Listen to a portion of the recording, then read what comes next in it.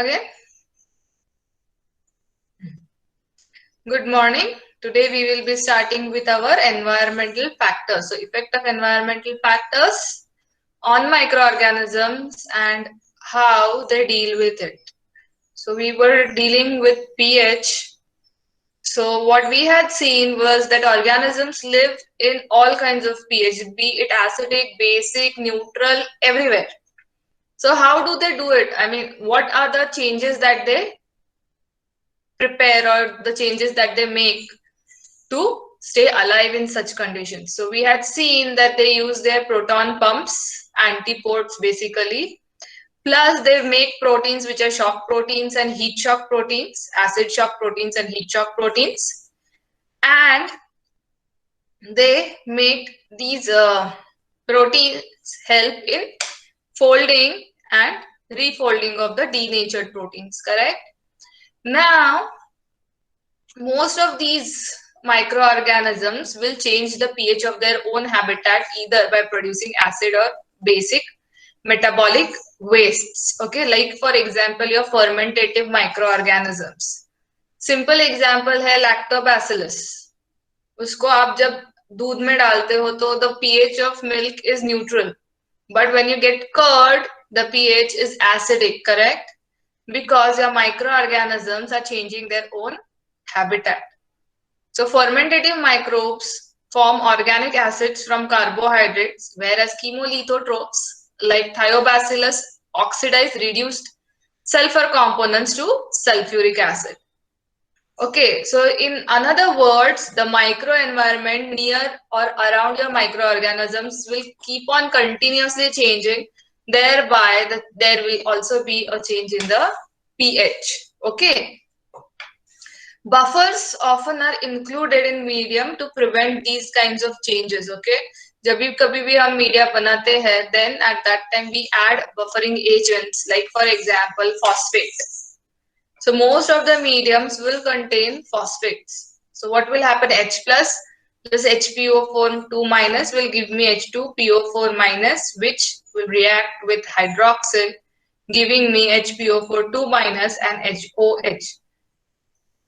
In summation, जितना HPO4 2 minus पहले था उतना ही वापस है. So the amount of even the production of H plus and concentration has not been able to convert this or change the number of HPO4 2 minus molecules. Correct? If protons are added to the mixture, they combine with the salt form to yield a weak acid.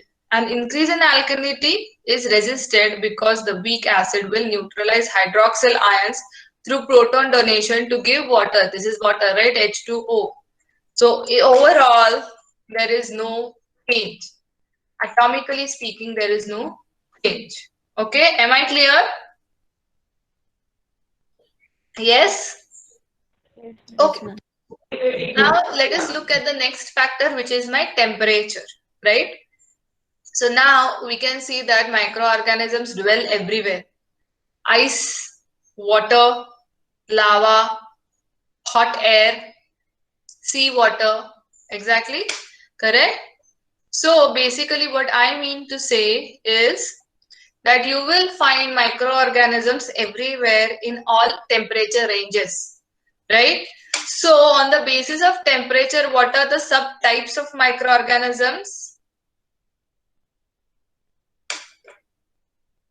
Yes, thermophiles, mesophiles, psychrophiles, correct? So a most important factor influencing the effect of temperature on growth is the temperature sensitivity of the enzymes that catalyze the reaction. मतलब जो organism जिस temperature में जिंदा है वो क्यों जिंदा है? क्योंकि उसका जो एंजाइम है वो उस टेम्परेचर को रेजिस्ट करता है.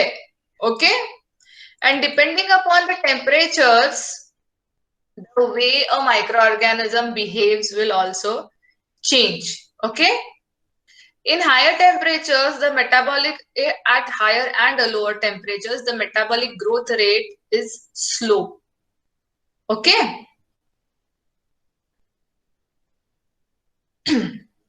At low temperatures, a temperature rise increases the growth rate because the velocity of enzyme catalyzed reactions will roughly double at every 10 degrees Celsius rise in the temperature. Because the rate of each reaction increases, metabolism as a whole is more active at higher temperatures as compared to the lower temperatures. मतलब अगर मैंने किसी organism को 4 degree पे रखा और उसी को 35 डिग्री पे रखा, so at 35 degrees Celsius, I will get more number of organisms in the same time as compared to the ones that are kept at 4 degrees Celsius. Okay. Also, high temperatures damage the microorganisms by denaturing enzymes, transport carriers, and other proteins because proteins are very heat sensitive. Correct? So, what do I do? Then these organisms have developed certain ways to protect themselves from these changes. Okay. Now, although functional enzymes operate more rapidly at higher temperatures, the microorganism may be damaged to such an extent that growth is inhibited because the damage cannot be repaired. Okay, so at low temperature, what happens? Your membrane freezes or solidifies. Therefore, enzymes are unable to work rapidly. Okay. At higher temperature, what will happen? Your lipids will melt, membrane will break down, the cell will die. Again, the enzymes will not be able to work properly. Okay. So for these reasons, we have something which is called as a cardinal temperature range. मतलब वो temperature range जिसमें तुम्हारे organism का growth जो है वो optimum है. Like for example, E. coli, we say that the optimum temperature is 37 degrees Celsius. ऐसा नहीं है कि तुम्हारा E. coli जो है वो 4 डिग्री सेल्सियस पे ग्रो नहीं होगा या 40 डिग्री पे ग्रो नहीं होगा. It is just that the optimum growth you will get at 37 degree Celsius. Okay. The cardinal temperatures for a particular species are not rigidly fixed, but often depend to some extent on the external environmental factors like pH and availability of nutrients. For example, Crithidia, a flagellate protozoan living in the gut of mosquito, will grow on simple medium at 22 to 37 degrees. However, it cannot be cultured at 33 to 34 degrees Celsius without addition of extra metals, amino acid, vitamins, and lipids. So basically, what this author is saying is her organism का जो optimum temperature है वो depend करेगा उसके external factors पर. ठीक है. जैसे हमने ई. कोलाई का बोला, न्यूट्रिएंट ब्रॉथ में अगर उसको डाला तो उसका ऑप्टिमम ग्रोथ टेम्परेचर जो है वो 37 डिग्री सेल्सियस. बट वही ई. कोलाई अगर किसी दूसरे ब्रॉथ में डाला तो ऑप्टिमम टेम्परेचर जो है उसका चेंज हो जाता है. Some organisms have their optima temperature as low as 0 degrees Celsius and some have temperature of 75 degrees Celsius. Okay. Whereas some organisms will grow at a range of minus 20 degrees Celsius or over 100 degrees Celsius. Okay. The major factor determining कि organism कहाँ grow होगा, that is the enzymes, the sturdity of the enzymes. Okay. Like for example, some species like Neisseria gonorrhoeae have a very small range of growth temperature, like between 37 and 38 degrees Celsius ही वो grow होगा. Otherwise, most of these organisms have a very huge range of temperatures. Okay.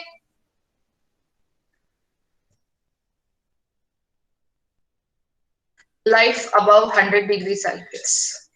Okay. So this is a photo of what?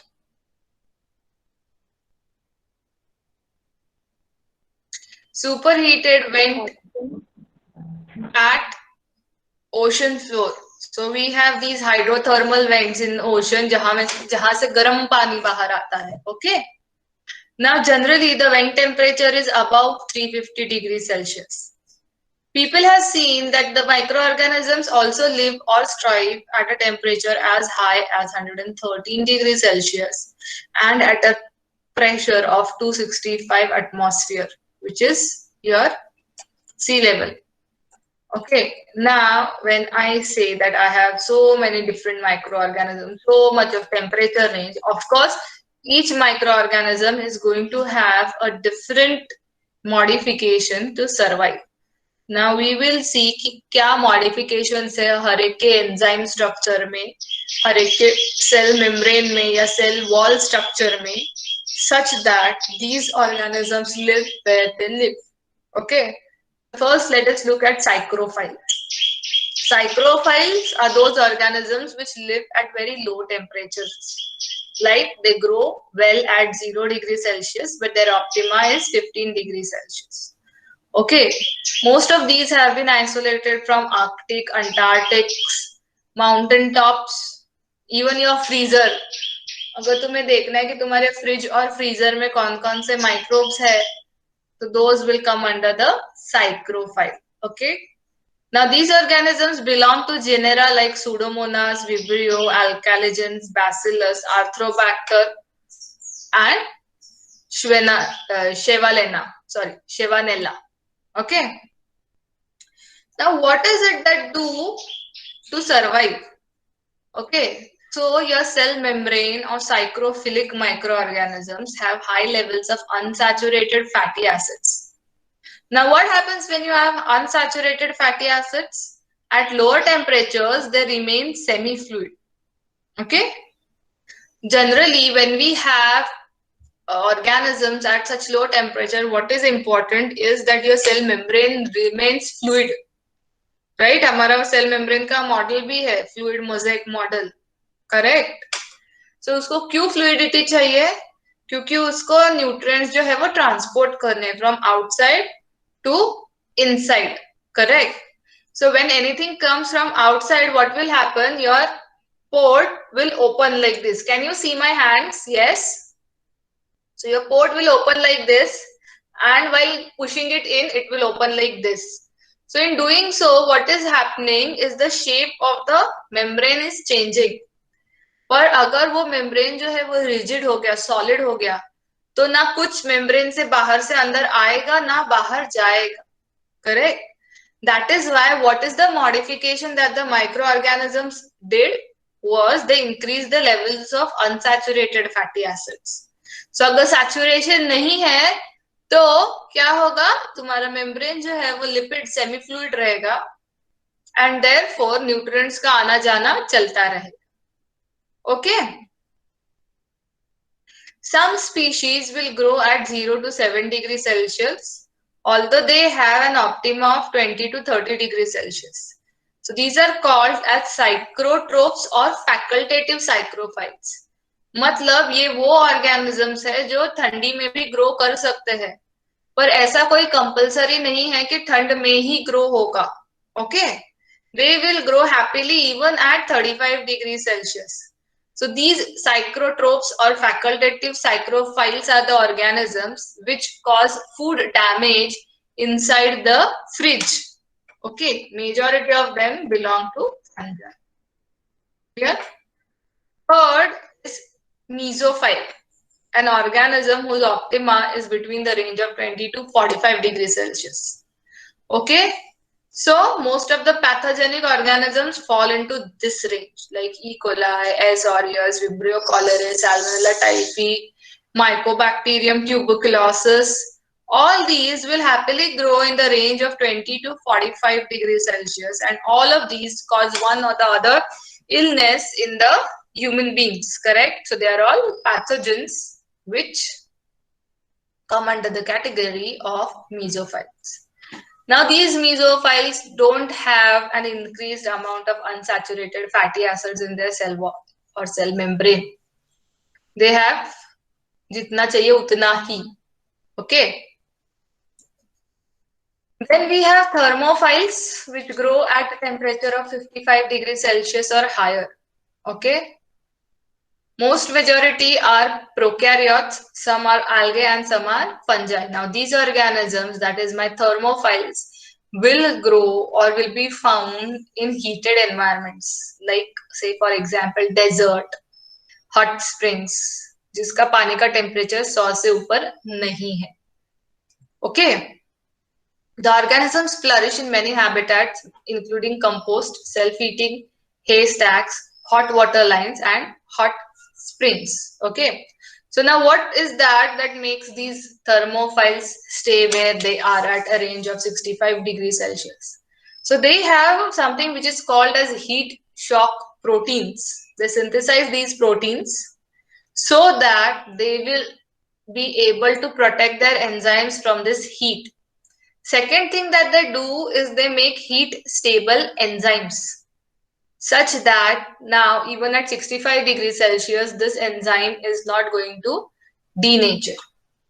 Their membrane lipids have more saturated than those of mesophiles and have a higher melting point. See, fatty acids hai ek point pe melt hoga hi. So what thermophiles have done? They have increased saturation in their lipids or in their fatty acid chains. Okay, therefore thermophilic membrane remains intact even at higher temperatures. Okay, am I clear? Yes.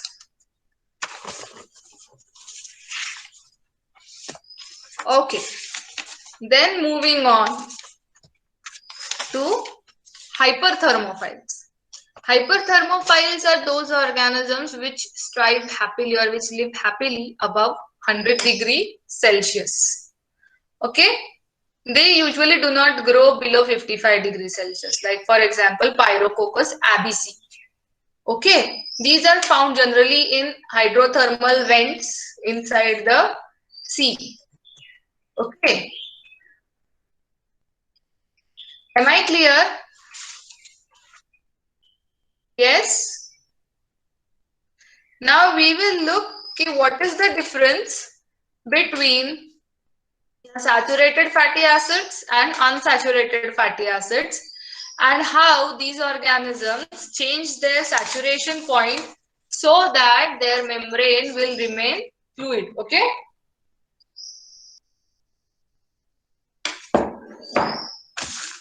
So let us look at the structure now, saturated fatty acids. So first I'm going to draw the structure of saturated.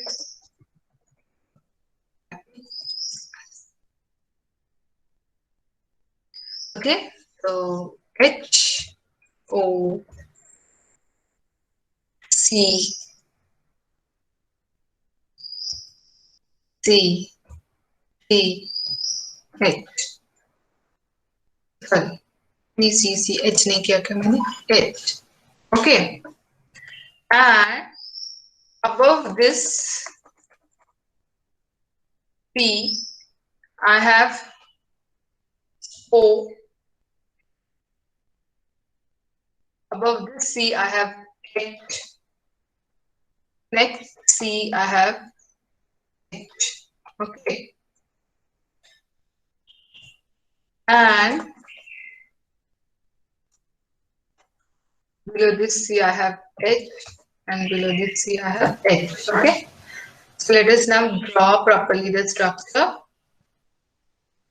So this is C, double bond O. This is CH, CH, CH, and CH. So this is my structure of saturated fatty acid. Now let us look at the structure of unsaturated fatty acid.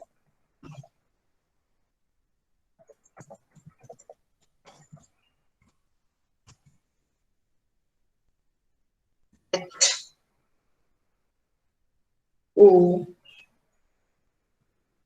C, C, C, C, C, C, H.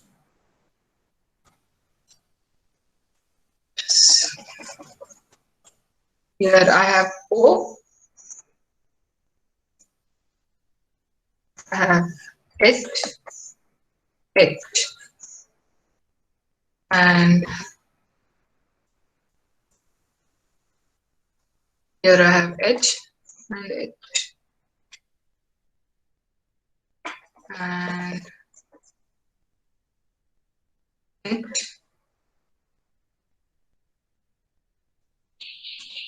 and H. Okay, so let us again draw.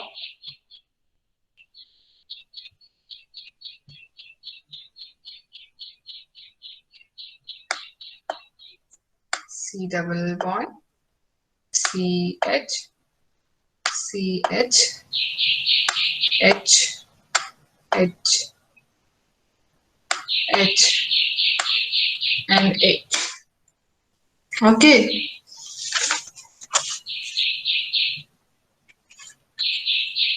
H4C, 3C. Yes, so this is the structure of saturated fatty acid. This is the structure of unsaturated fatty acid. Okay.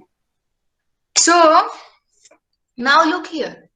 This unsaturated fatty acid cannot be packed tightly together. ठीक है, उसको एक साथ एक गट्ठा नहीं कर सकते because of these double bonds here and here. Whereas these saturated fatty acids can be packed together tightly. Okay. Now what will happen? Since these cannot be packed tightly, there will always be a gap in the cell membrane, right? So when an organism is a psychrophile, it will increase the percentage of this unsaturated fatty acids and decrease the percentage of saturated fatty acids. Whereas when an organism is a thermophile, it will increase the concentration of saturated fatty acids and decrease the concentration of unsaturated fatty acids. Okay. Another thing that these organisms do is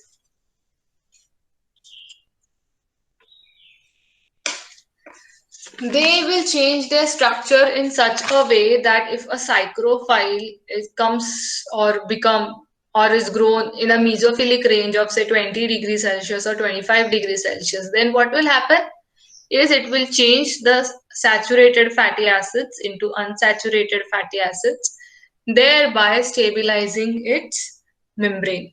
Okay, am I clear? Yes? Yes, no? Yes, ma'am. Yes, clear? Yes, ma'am. Okay, let us move on to the next, which is my oxygen concentration. Okay, so when I say oxygen concentration, I have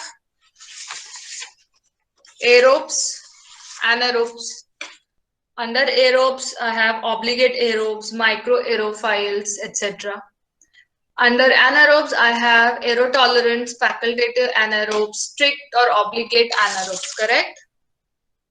So, an organism which is able to grow in presence of atmospheric oxygen is an aerobe, whereas the one that cannot grow is an anaerobe. Okay. Now, all the microorganisms which depend on atmospheric oxygen for their growth is called as a obligate aerobe, like for example, your E. coli. Whereas there are certain organisms which will grow in presence of oxygen but do not require oxygen for growth. So such are called as facultative anaerobes. In case of obligate aerobes, you have to remember that oxygen serves as a terminal electron acceptor for the electron transport chain in aerobic respiration. Okay. Also, it helps in synthesis of sterols and unsaturated fatty acids. In case of facultative anaerobes, they do not require oxygen for growth, which means उनका जो electron acceptor है electron transport chain का, वो oxygen नहीं है, वो कुछ और है, जैसे फॉर एग्जांपल आयरन है या सल्फर है. Then there are some which will not grow at all in presence of oxygen. So those are called as strict or obligate anaerobes, like Clostridium, Fusobacterium, etc. These organisms are going to die in presence of oxygen. Okay. Finally, there are aerobes such as Campylobacter, which are called as microaerophiles. So generally, atmosphere में 20% oxygen होता है. But microaerophilic organisms will happily grow at an oxygen concentration of 2 to 10 Okay. All these types, all these 5 types of organisms will contain some amount of bacteria, some amount of fungi, some amount of um, yeah, algae is aerobic, so we won't say it as anaerobic. But yes, most of the organisms will come onto this category. Okay. Now, अगर oxygen है, अगर aerobe है, तो कोई problem नहीं, वो अपना अपना काम करता रहेगा. All these enzymes will remain active in presence of oxygen. They will use oxygen to make unsaturated fatty acids, saturated fatty acids, and everything will go on normally. But the problem arises when you have an anaerobe or a microaerophile or a strict anaerobe. In that case, the enzymes get deactivated in presence of oxygen. Okay. So what will happen if that organism comes into contact with oxygen? It will die. So what are the modifications that these anaerobes do so as to thrive in aerobic conditions? So they have certain enzymes like superoxide dismutase, catalase, and peroxidase, which help them in getting oxygen out of the system. Okay, so let us look here. So when oxygen comes into contact with electron, it forms superoxide radical. Okay, O2 minus. When this superoxide radical combines with one electron and 2 hydrogen atoms, it gets hydrogen peroxide. And when this hydrogen peroxide interacts with electron and H+, it gets water and hydroxyl ions. So this is the basic reaction which helps a facultative anaerobe to survive in presence of oxygen, or an anaerobe to survive the oxygen toxicity, because once the oxygen enters the cell, it doesn't remain as O2 but gets converted into H2O and OH minus. Okay. So now these products, how are these products formed? So the first is oxygen plus electron gives superoxide radical. So the enzyme that functions here is called as superoxide dismutase and catalase. So what these enzymes do is they catalyze the destruction of superoxide. Okay. So step 1 here, look here. Oxygen enters the cell, reacts with E minus, which is my electron, forms O2 minus, which is superoxide radical. Now this superoxide radical is toxic to the cell. So what does the cell do? It has an enzyme which is called as superoxide dismutase. So your O2 minus will react with H plus. In presence of superoxide dismutase will form O2 and H2O2. O2, this O2 will now be diffused out from the cell. So this O2 will go out of the cell. And what will remain is this hydrogen peroxide. Also, this hydrogen peroxide is pretty damaging to the cell. So what does the cell do? It uses another enzyme, which is my catalase, and converts this hydrogen peroxide into water and oxygen. Both of these can be thrown out of the cell, right? So O2 will diffuse out of the cell. अगर H2O चाहिए cell को तो वो use करेगा, वरना it will throw it out. Another enzyme that helps in dealing with H2O2 is my peroxidase. It will do what? It will take my NADH and H plus ion and convert my H2O2 into molecules of water and NAD plus. NAD plus is a energy currency, correct? And water will be thrown out. So these are 3 enzymes that are created by anaerobic organisms or facultative anaerobes to deal with the presence of oxygen in the environment. Okay? Yes, ma'am. Yeah? Now, another thing that we can do to grow anaerobes is that increase the concentration of CO2. So what do we use? We use those jars, candle jars, correct? Or a pack jar, as we say. So let us look at the pack jar. This is pack jar. अपने पास है department में. What do? We take this jar. उसमें नीचे calcium carbonate डालते हैं. So whatever moisture is there in this jar will be absorbed by the calcium carbonate. Then what do? Is we add a burning candle on the sides and we keep our plates and seal the jar. Okay. So what will happen? जब तक उस jar में oxygen है तब तक तुम्हारा candle जलता रहेगा, right? Burning requires oxygen. The moment oxygen खत्म हो जाएगा, the candle will become off, correct? And anaerobic conditions will prevail inside the jar. Here,